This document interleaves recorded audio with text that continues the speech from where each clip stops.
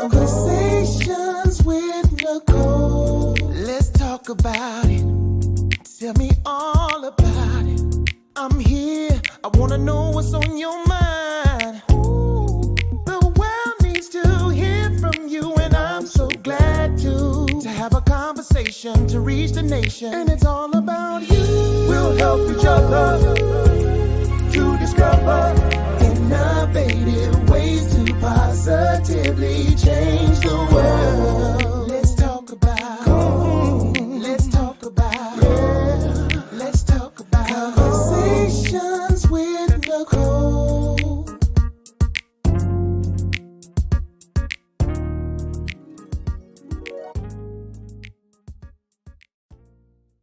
Greetings. Happy Wednesday. Welcome to Conversations with Nicole. I am Nicole Everett, your host, and Conversations with Nicole is a talk show based in Tallahassee, Florida, focused on connecting the community through conversations.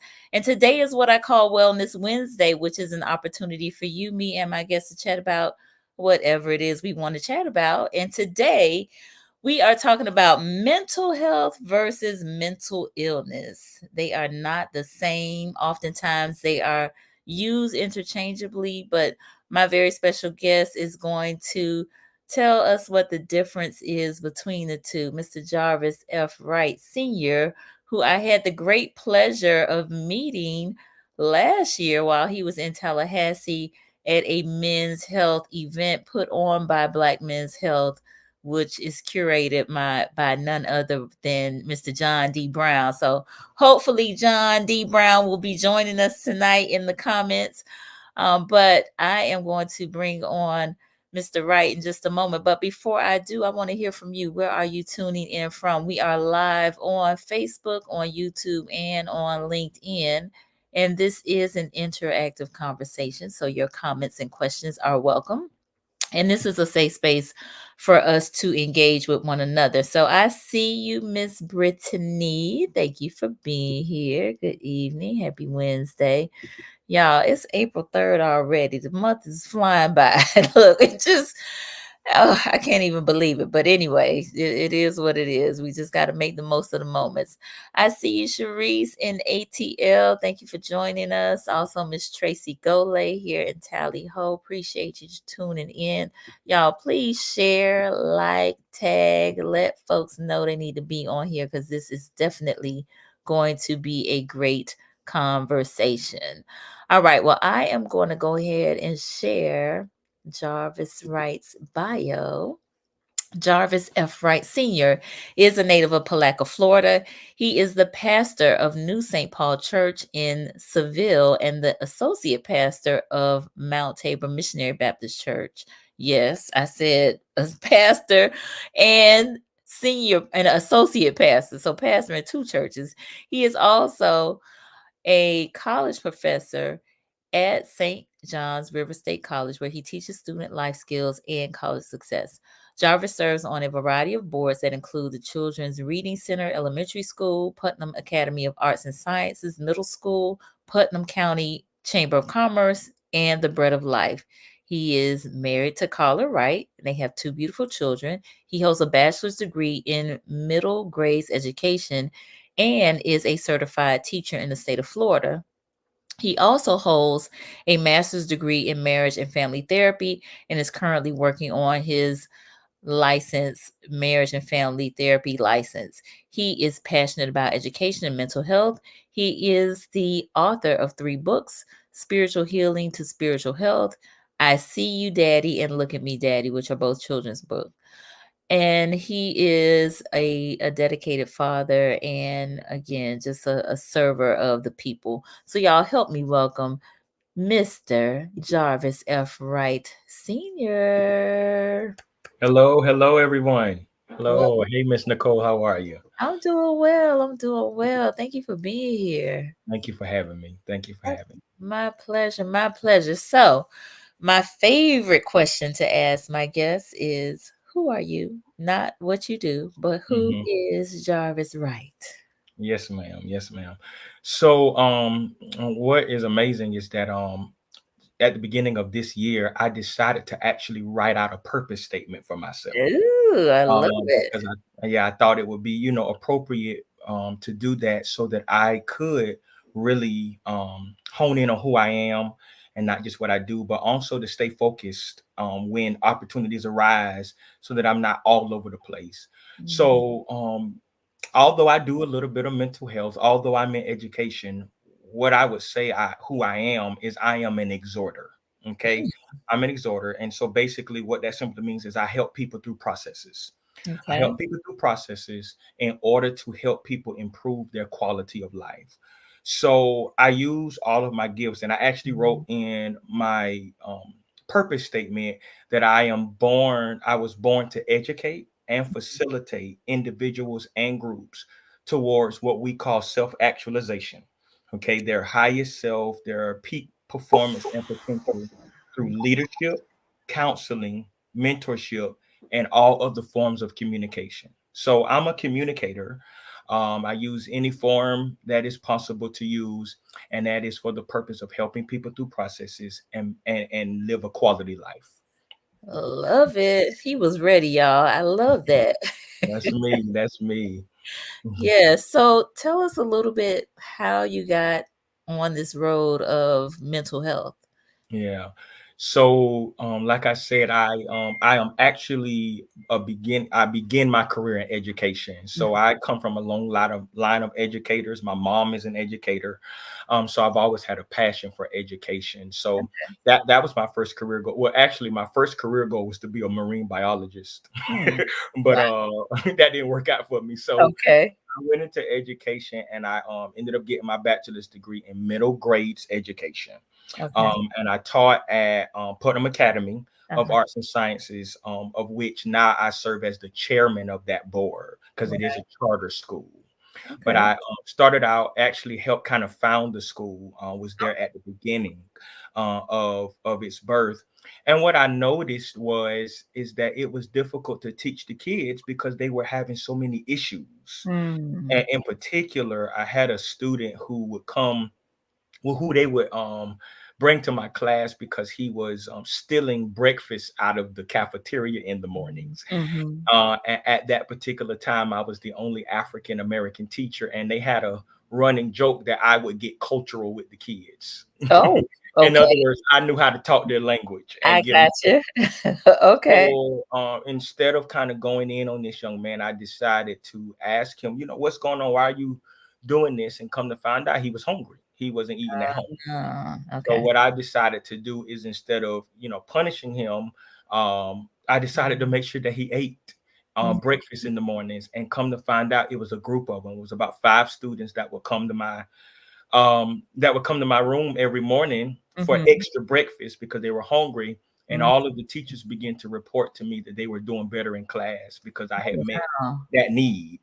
And so what I began to feel that there was a gap missing in educating our students because there Mhm, was certain mental health issues and things of that nature that was preventing them from learning. So mhm. I really went into mental health to bridge the gap in education, so that people can learn and therefore improve their quality of life. So removing those barriers. Nice, nice, nice, nice. Okay, wonderful. Well, again, thank you so much for joining us.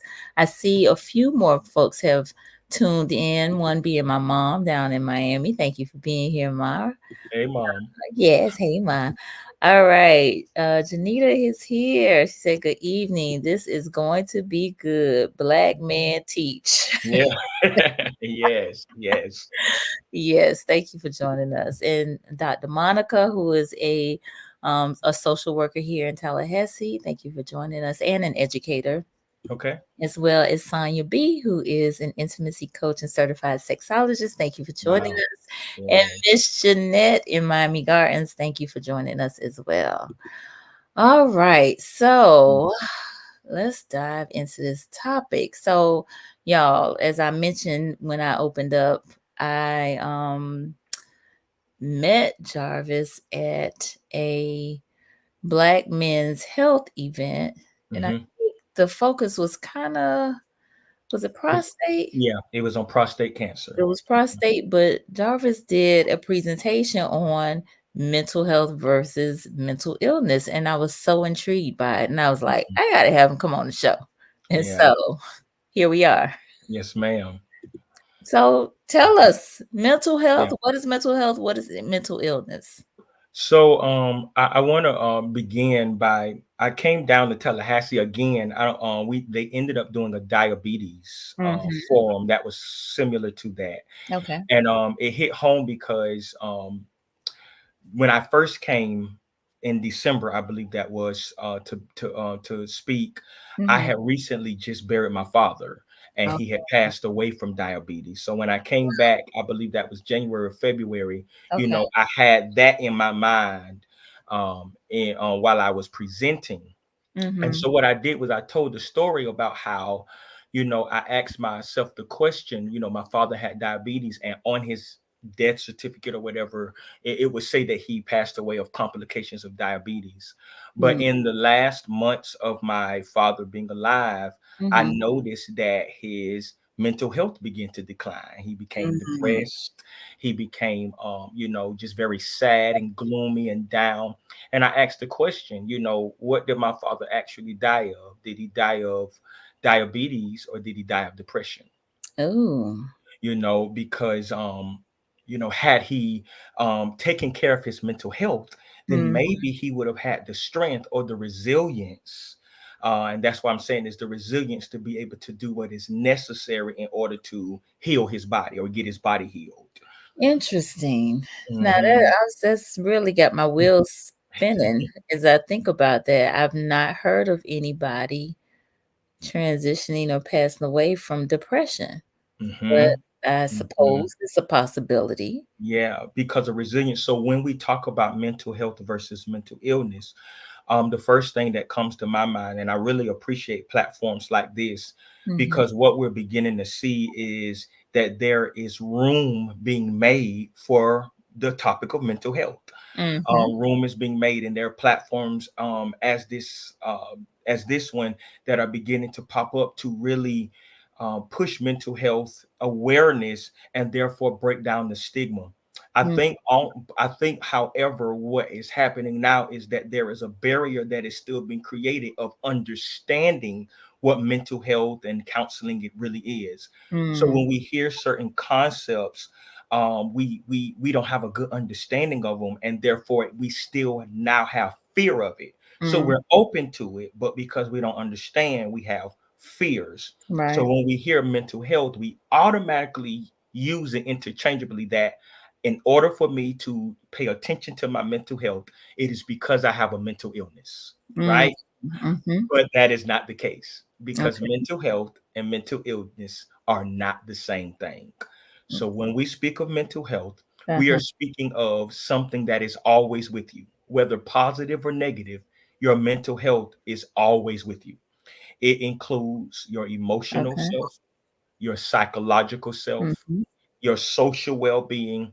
All of that is mental health. Okay, your checkup from the neck up. I hear you say often, and Yes, I I really do. That's don't. listen. Yes. uh, our mental health affects the way we think. It affects how we feel. It affects how we act, and it ultimately helps determine how we handle stress and how we handle others and how we make choices. So that's Mhm. mental health. I was recently, or not recently, but I have a friend of mine that often teach. She is an anger management specialist. Mhm. One of the things that she talks about is this concept of sad hats. And Hmm. what she says is that depending on how many sad hats you have on before you encounter a situation will Mhm. determine how you handle that situation. So Hmm. for example, if you wake up and you leave the house and you're hungry, that's a sad Mhm. hat. Okay. And then if you're tired, that's another sad hat. Okay, so these sad hats Yeah. are stacking up. Listen, Right. people be two All heads what's low left before they even leave the house. right, right.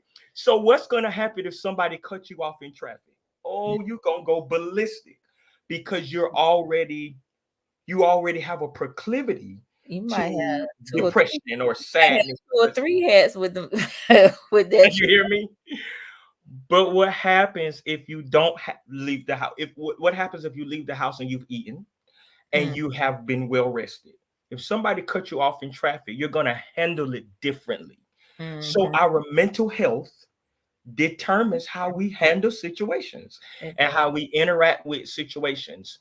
Mhm. So that is mental health. And we can, go deeper into it. But mental illness is simply defined as a disorder. It is Mhm. defined as a disorder that ultimately streaming from mild to severe that affects our function long term. So Mhm. I want to make sure that we emphasize this long-term concept Okay. because most people will ask, well, if I'm sad, does that mean I have a mental illness? Listen, all of us have woke up on the wrong side of the bed every, one day. Mhm. Just ain't feeling it, didn't want to get out the bed or whatever the case may be. Just because we're sad does not mean I have a mental illness. But if my sadness lasts for more than a week, Mhm. it's time to do something. I may be entering a mental illness such as a mood disorder, an anxious anxiety disorder, some kind of um disorder that is affecting how I operate. And so that is what mental illness is. It affects my function. It makes me dysfunctional long term. Gotcha. All right. Lots of comments. So let me bring my attention to those for a moment. We got Marcus Boston in Tampa who's joined us. Thank you for tuning in, Marcus. Dr. Monica said some die from a broken heart, Hmm. a lost love, indeed. Hmm. Yes, yes, yes, Absolutely. yes. And Iris is on with us. Thank you for being here, Iris. She said, very insightful. Being depressed could impact how someone cares for their physical health. Absolutely. Great breakdown of how mental health and physical health are interconnected. Absolutely. Janita, she said, right, we have to increase our health IQ for sure. Absolutely. That's what I was thinking too. Make it plain with the sad hat. Yes, okay. So the best example, sad hat. Yes. Yes, sure. Dr. Monica, self-care aids, Yes. mental health, indeed. And Marcus, I agree. When I'm happy while driving, I I handle handle. negative traffic in a more peaceful manner. Absolutely. Mm-hmm. Absolutely. Okay, all right. So, why do you think we use mental health like it's mental illness? I think it's because of lack of understanding. Mm, I think that when it was originally presented to us, that's how it was presented, mhm, and no one has really taken the time to break it down. I think also when you look at the history, mental health was for those who had mental illness, and mm, you hear those scary stories of those asylums and those um, mm, mad hospitals, mm. and that's where the concept of mental health, and so we relegated it to only those people Right. who had an illness. But now what we're seeing is that everybody has mental health, or and can benefit from paying attention to their mental health. and, Mm, and I want to say this too. One of the things that came to my mind, even as I was just thinking about this conversation, is the difference between prevention and intervention. okay. Okay. The Tell, difference tell us between, about it. Tell us about it. yeah, the difference between prevention and intervention. And even if you look at certain insurance carriers, Mhm, they give you benefits for preventative care mm, so that you can avoid interventions. So preventative care or prevention is stopping something from happening, right? okay. But intervention is something is happening now. You're trying to change it. You're trying to stop it, from progressing or getting worse. And so when you think of mental health versus mental illness, when we begin to pay attention to our mental health, we are operating in preventative care. And what I've discovered is preventative care costs less Mm, right. and it takes less energy. Mhm. It costs me nothing to go walking. Mhm. To go walking to alleviate stress. It costs me nothing to to do self-care measures to Right. help my mental health. But when I get down to depression, now I'm having to pay for prescriptions. I'm Mhm. having to, pay for counselors and all of those things because now I'm attempting to intervene when I could have prevented certain things. Now, this is generally speaking. There are many people that are here and they have social determinants. They have Yeah. family history where no matter Mhm. what they do, there's an illness that's there. So I want to be clear that we're not talking about those people Right. that are that have those biological factors, Mhm. but those of us who have certain life experiences, if we have stressful jobs, Mhm. how do we prevent ourselves from getting into post-traumatic stress syndrome? Well, let me ask you this, right? Isn't it all mindset? I mean, because the same occurrence could happen, but like we can experience the same thing, but my perspective Correct. about it may not be that it's negative or bad Absolutely. or what have you. So, if Yeah. that be the case, then it's not stressful to me.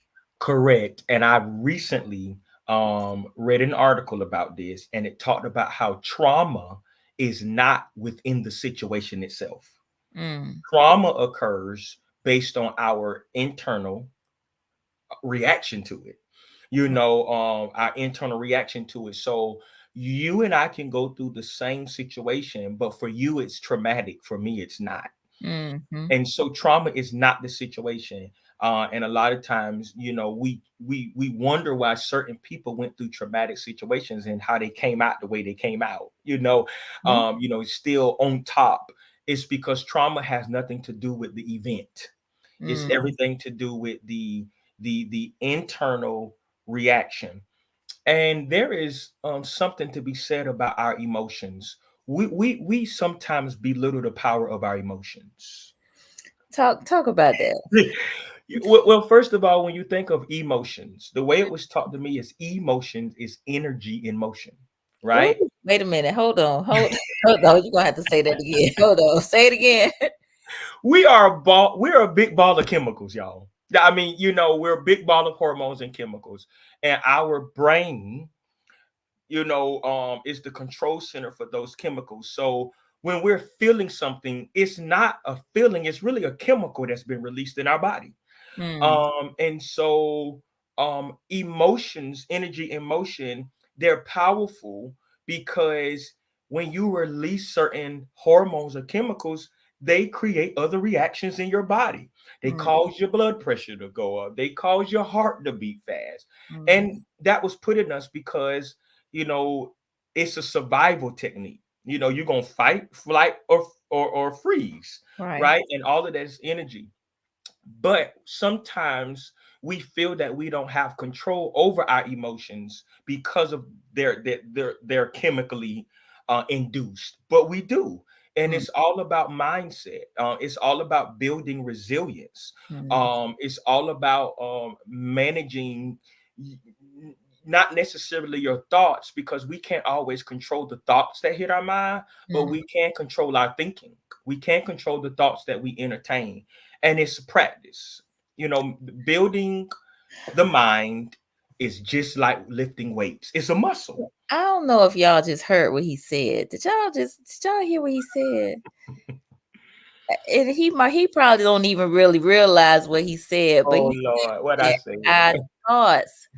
We can't control our thoughts, but we can control our thinking. Hmm. Okay. So you may have some thoughts that come to you, but in terms of you entertaining those thoughts, which is your thinking, you can control that. You do not have to pontificate on those thoughts. Come on with the pontificate. You do not have to tarry with those thoughts. They can just Absolutely. pass on through. See, Yes, that's ma'am. where we get in trouble. All that Mhm. thinking that you're doing, all that overthinking, all of Yeah. that Variation and yeah, that's where the emotions come in, which have a Right. direct impact on these bodies. hmm and so when you think of mental health, your mental health may be increased just by you coming up with a plan of how to deal with your own thinking. Mm, You may have to come up with a plan. When this thought comes to my mind, what is my backup plan for this? What is my alternative thinking? And we have to practice those things. Those things don't come natural all the time. And sometimes we think that because they don't come natural that we cannot develop into certain things. But you know there has always been a since the beginning of science, there's always been this debate between nature versus nurture, mm-hmm, right?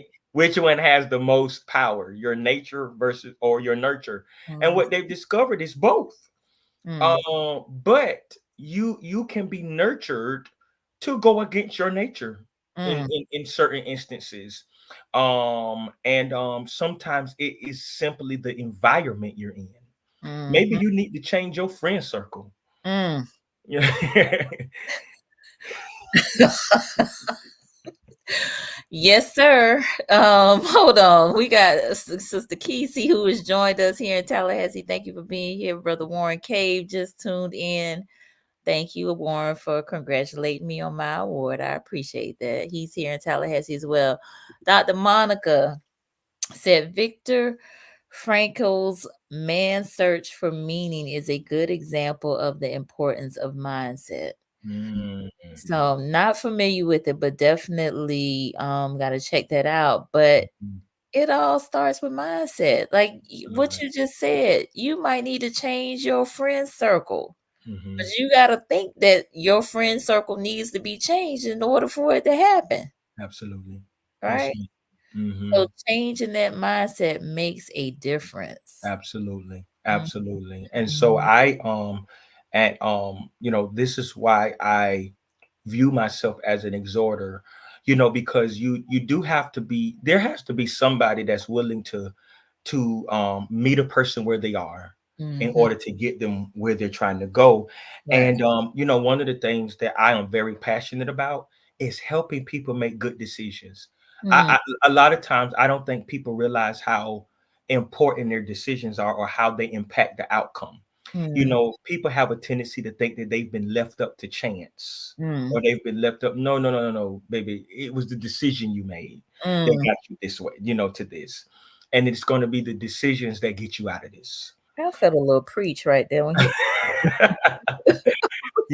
So helping people make better decisions is what mental health is really about.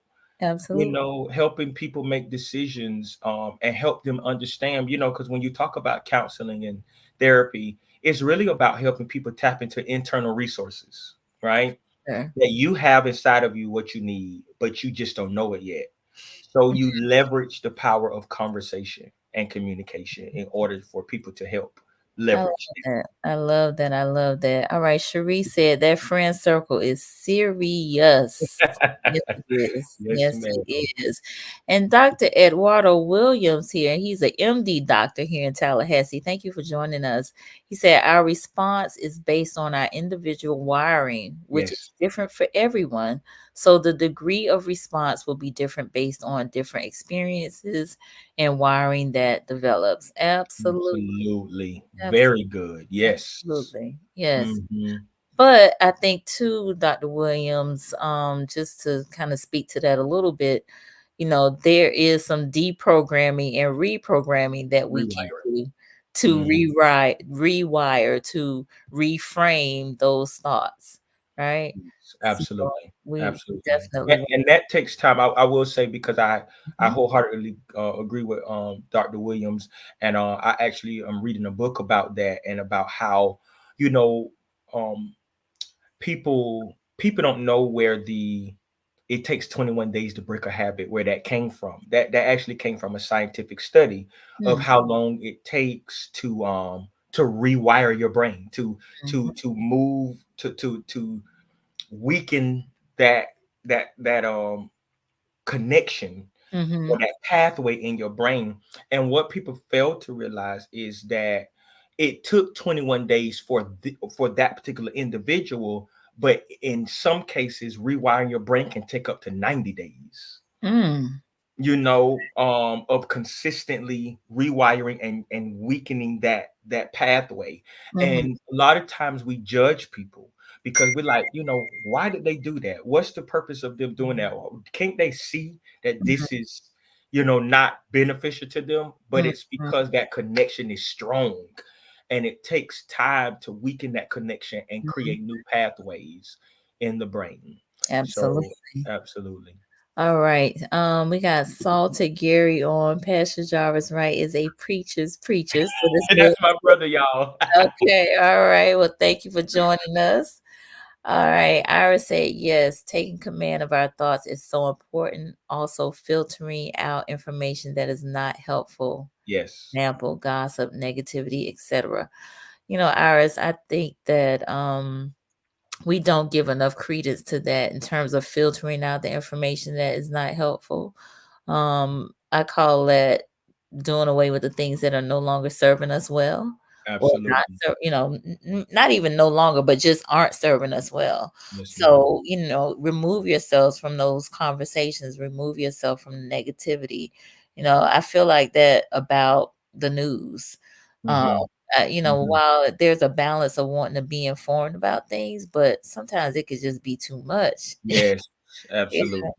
Absolutely. So, I got to take it in doses. All right. Hmm. Hmm. All right.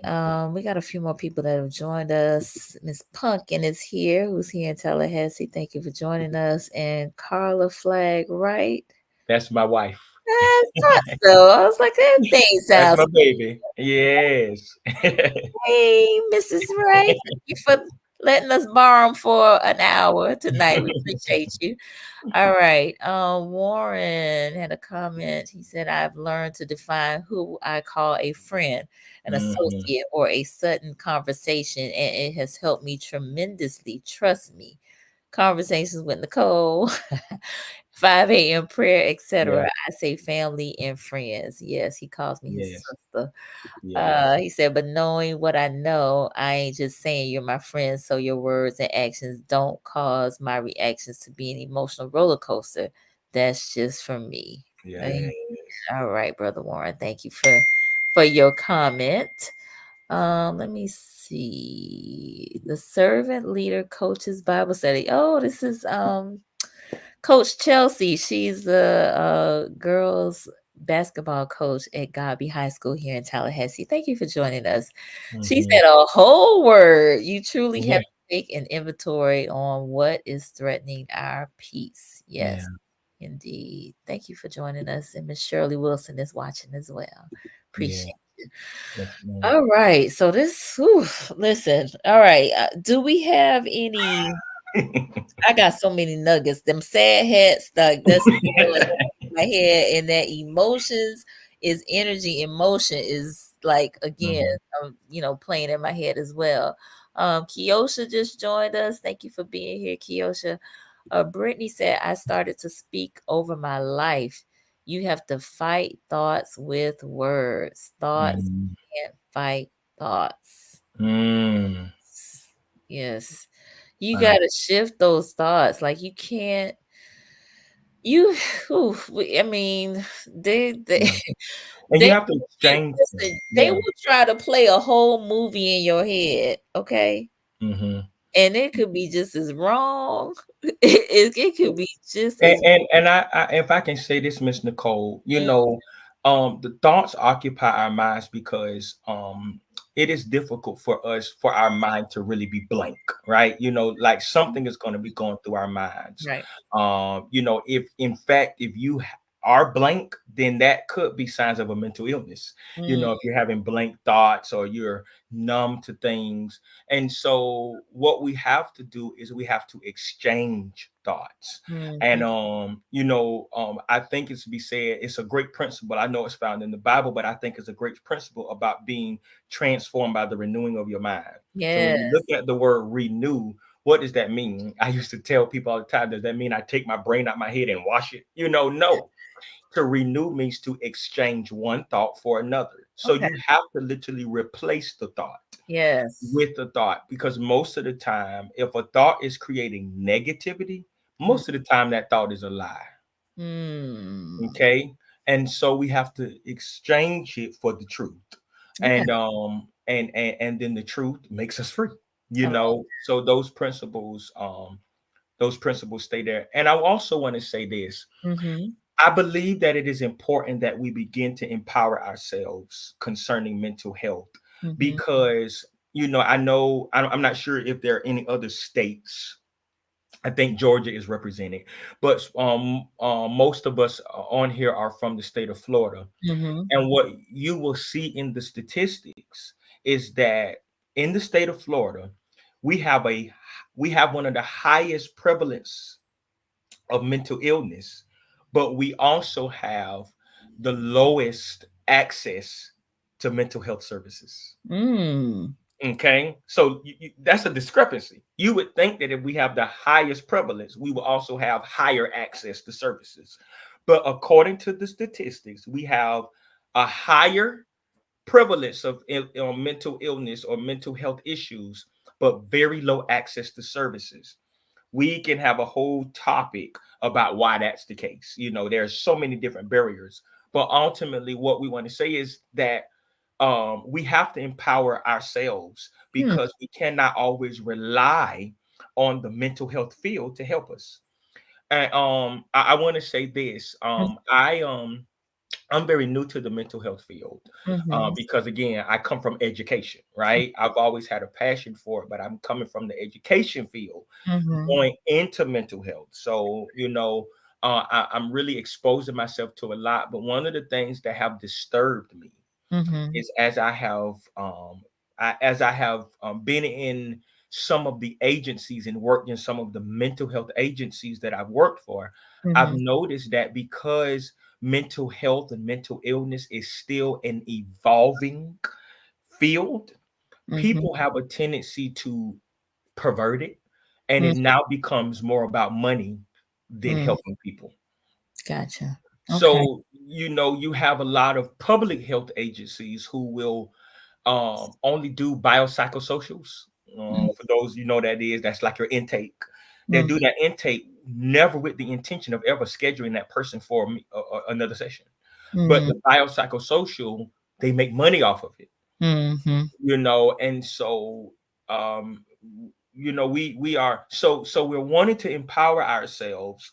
I think I'm so grateful for the mental health professionals who are on here, because I know you all are doing a great work, Mm-hmm. and you're really changing the tide of that as a whole. So this is generally speaking, this is not with specific, this is not everywhere, Right. but as we work to empower people for mental health, that these are the self-care techniques that you can use, we will ultimately see that we won't need as much access to mental illness services, because Mm. we're doing preventative mental health care. Yes. We got a few more folks that have joined us. Michael Cork, who's here in Tallahassee. Thank you for being here, my friend. I appreciate you. Ladarius Gamage, who is, I don't know what Ladarius quite does right now, but he is a public health professional. He's actually Okay, working on his PhD. awesome. He said, "Well said, sir." Thank you, sir. Kesey, she said, "Most definitely. I tell my daughter all the time to speak those positive, I think maybe thoughts. So we practice them when negative thoughts come, positive words, maybe." Mhm. Thank you for sharing that, Kesey. And Dr. Williams said, negative thoughts must constantly be replaced with positive thoughts Absolutely. until we have a greater degree of positive thoughts in our minds. He said personal development is a key. Read 10 pages of a good positive book each day. Yes, love that suggestion. All right. So, oof, I feel like, there's just so much. Yes. We've talked about a number of things already, but and we really even haven't touched on the mental illness piece. Um, Right.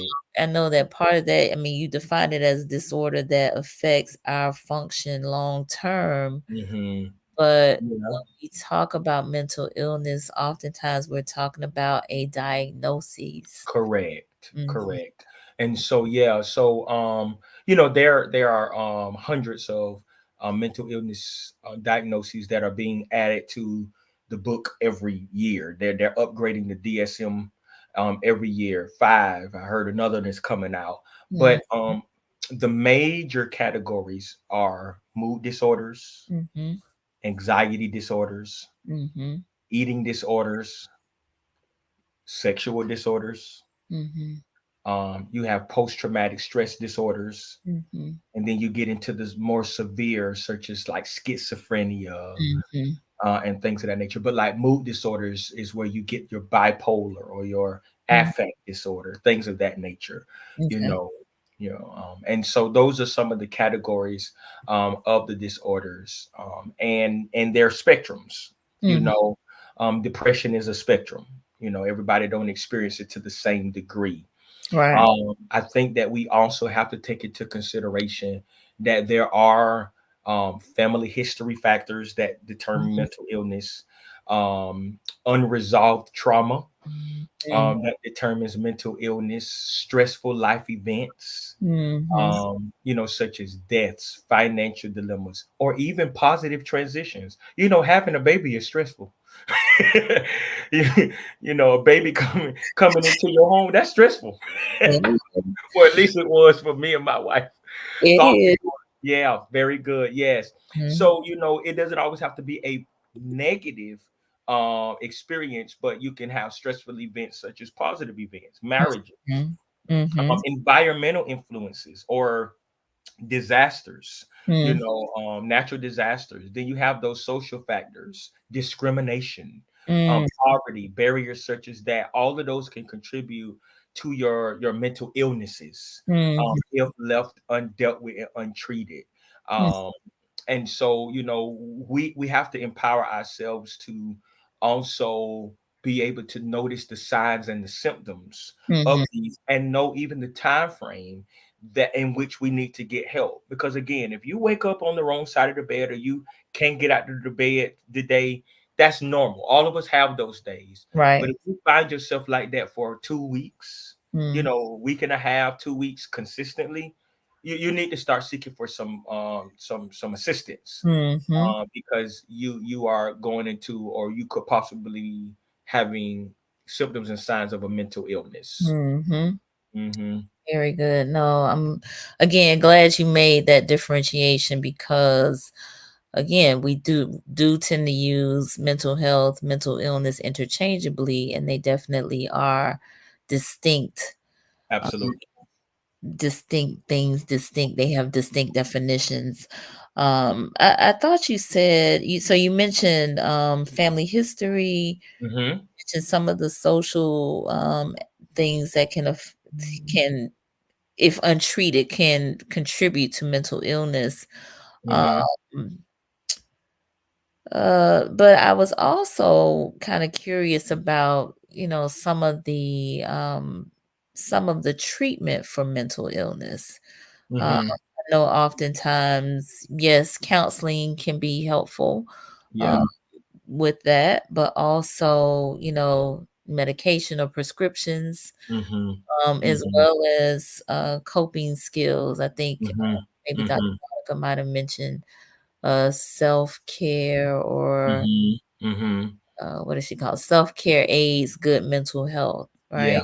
Self-care. Hmm. So that's something that you have to put into practice, right? Absolutely. Mm, Absolutely. And like you say, the treatments are there. And there are a lot of different treatments.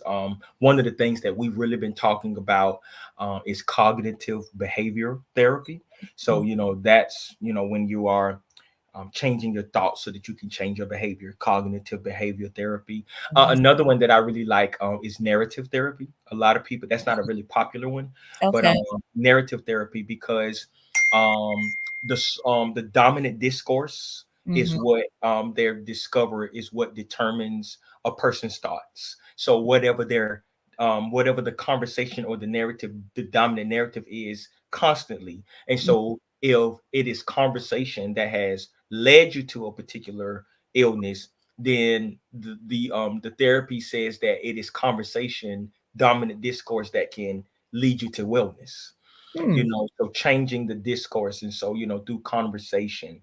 Carl Rogers is somebody that I really love. He's Rogerian, or person centered therapy, Mhm. is another one, and that's basically using a combination of things in order to help. And one of the things that when I was in my internship, that my supervisor really drilled me on, is the difference between counseling and therapy. Mhm. We're talking about all these differences, but there's a difference between counseling and therapy. When you talk about Yes. counseling, that's more educational. Mhm. Okay. Yes, counseling versus psychotherapy. So Mm. yes. Mhm. So there is a difference. When you talk about counseling, that may help for mild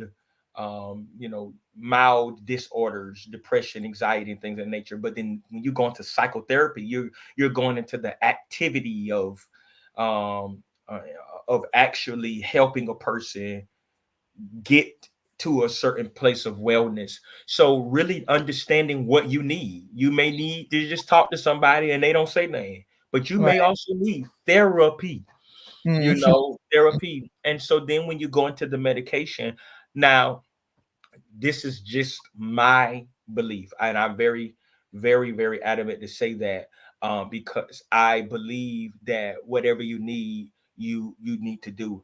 And there are people, because we talk about brain wiring and how emotions are chemically based.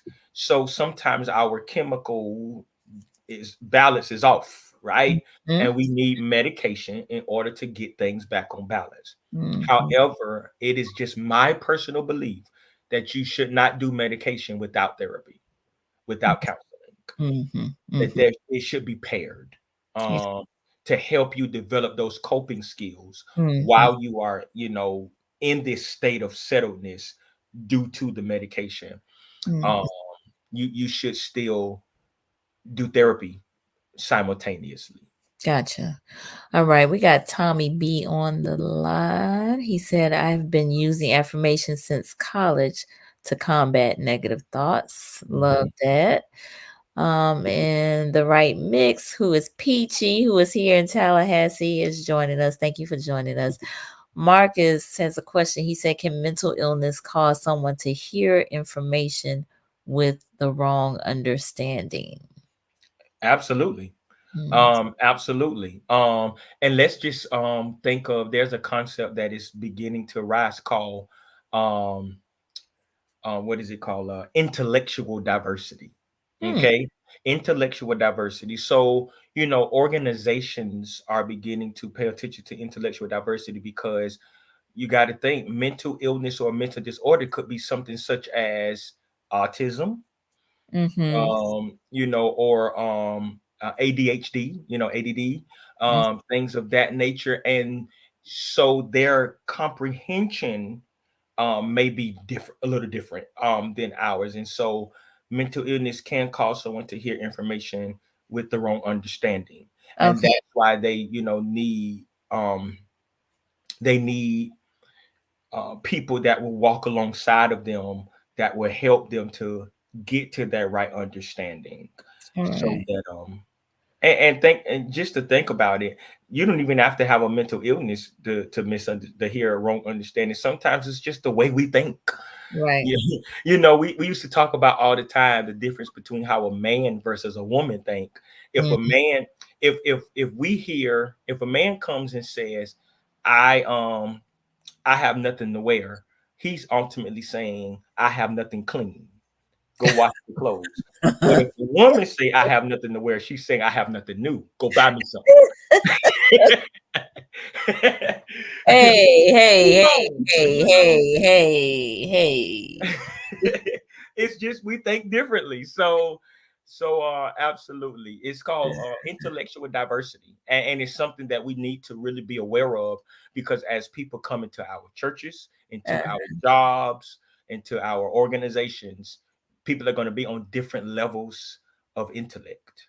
Yes. So I guess the term that I've not heard intellectual diversity, but neurodivergence. Yeah, yep, I've heard that as well. That's yep.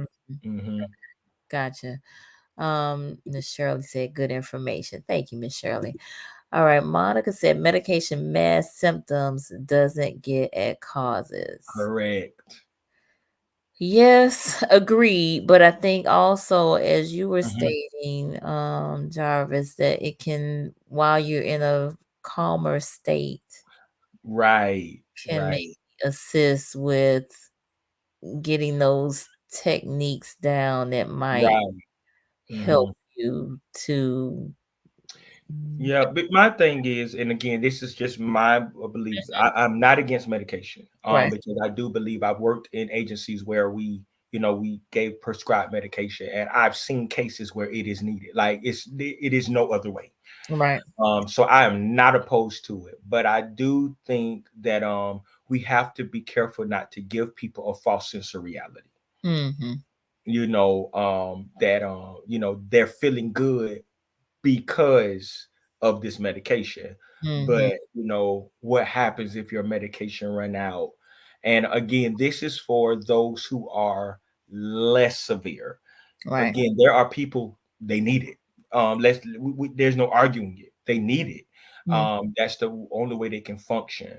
Especially with those intellectual re, for lack of a better term, retardations. mhm. They need it, and there's no getting around it. But I think it should be paired. And at the agency that I worked at, we paired medications with therapy. Like no matter what level you were on, you had to talk to somebody Mm. every week in order for us to continue giving you medication. Well, and that's, I mean, you said that earlier, Dr. Monica is also agreeing. So, yeah, the therapy partners with the medicine. Mhm. All right, Javon is just joining us from Atlanta. Thank you for being here. All right. So, oh, did I do? I didn't even do my little break. Like, it got so good to me. But for those of you who maybe just joining us, we get ready to wrap up in just a little bit. But I'm on with Mr. Jarvis F. Wright Sr. We've been talking about mental health versus mental illness and prevention and intervention and emotion being energy in motion and then narrative therapy and all of the things, sad hats and all of that stuff. So, You like that sad hat? yes, I do like that sad hat. That I thought that was real good. Let's see. So Dr. Monica said retardations or thought disorders. Hmm. Yes. Hmm. Hmm. Marcus, intellectual diversity. Yes, it's again, we've probably used the term neurodivergent. More diverse. Yep. Mhm. Mhm. That's the same equivalent, and it's just a different way of processing thoughts and things. The way I understand it is there's like a standard of how things are processed, but then there are different ways, like a diverse way of Mhm. processing those thoughts and things. So Mhm. yes. Janita, she said, first I want to give myself a tap on the back for controlling my impulse to overcome. Listen, do you know this is a open, safe space to engage? So your comments are welcome, ma'am. She says, seriously, sir, having the Education Foundation makes you a phenomenal resource for the mental health space. Thank As you. you stated, we have to get understanding. It certainly helps when a mental health facilitator or practitioner is clear and relatable. Yes, it Mhm. does. Thank you for that Mhm. comment. Thank you. ma'am. Thank you. Thank Yes. you. Oh, it makes a difference. And I, again, when I was introduced to you back in December, that was one of the things that I was most impressed with was your ability to kind of break it down because, Okay. you know, we need to be clear and words do make a difference. And, I'm big on definitions and defining things. And again, making sure we're on the same page as we attempt Absolutely. to communicate with one another. So, Yes. yes. All right. My mom said we need more conversation on this subject. All right. Mhm. Yes, Wow, we working on it. All right. Well, we are really at the end of this talk. I don't know if there was anything more that you wish to share. This is something that I'm very passionate about. So I tell people all the time, I'm not finished, but I am done. Okay. Well, Yeah. we will accept that for now, Mm. but we definitely have to have you come back. But I'm gonna give you an opportunity to give closing remarks and tell folks how they can connect with you. Yeah, and it is okay if I also talk about my book really quickly. Yeah, absolutely. Okay, so yeah, so first of all, thank you, Miss Nicole, for this opportunity. Pleasure. I am always grateful for opportunities such as this. I do not boast to be, the smartest, but I do think that I have been gifted with the ability to communicate, and so that's what I try to use. I use that ability to do such. So yeah, my name is Jarvis F. Wright Senior, and you can hit me up on Facebook or Instagram at Jarvis F. Wright Senior. My email address is jwrightsenior89 at gmail.com. And also, I am very proud and passionate about the fact that I am a author, and I've written 3 books: Spiritual Healing to Spiritual Health, which is my adult book, and basically talks about a lot of the stuff that we've talked about today. But I'm most proud of my children's books, which is I See You Daddy, and I can't find the other one, but it's Look at Me Daddy. And basically, um, one of the things I'm most passionate about in the mental health is family therapy, Mhm. because I ultimately believe that some mental illnesses are created through the family unit. And so if you want to correct the illness, you have to correct the whole unit. Mhm. And so I'm passionate about teaching families how to be family, and Mhm. in particular fathers how to affirm their children through daily interaction. So these books were birthed through that. One is for my son, one is for a daughter. So father son, father daughter relationships, and just affirming our children so that they will, again, we can, to the best of our ability, put them in a position where they can have uh, peak mental health. So yeah, that's how you connect with me. And thank you again for tuning in. Absolutely. I love that. Teaching families how to be families. I love Yes, that. That's yes, ma'am. awesome. That's awesome. That's awesome. I would like you to come back on and talk about that. Thank you, I thank you. don't think, I think people do the best that they can, but there's sometimes room for improvement, Yes, ma'am. you know. Yeah. All right. Well, I again thank you for joining me. I hope you all have benefited from this conversation. And Janita just said, "Can we get more pastors with this level of mental health understanding?" Look, do you know any other pastors that have this level of mental health understanding? I know pastors who are coming up to it. I don't know many pastors who are pursuing it as a career. Mm-hmm. But I think because one of the things that we've talked about with even with Black men's health Mm-hmm. is having a trauma sensitive church. Yes. Having churches understanding that you can't just pray everything Mm-hmm. out. You trauma sensitive church. So we're getting to that. We're getting to that. Right. Yeah, I forget which church I ran across, but they did have a counseling center in Mhm. mental health counseling center in the church.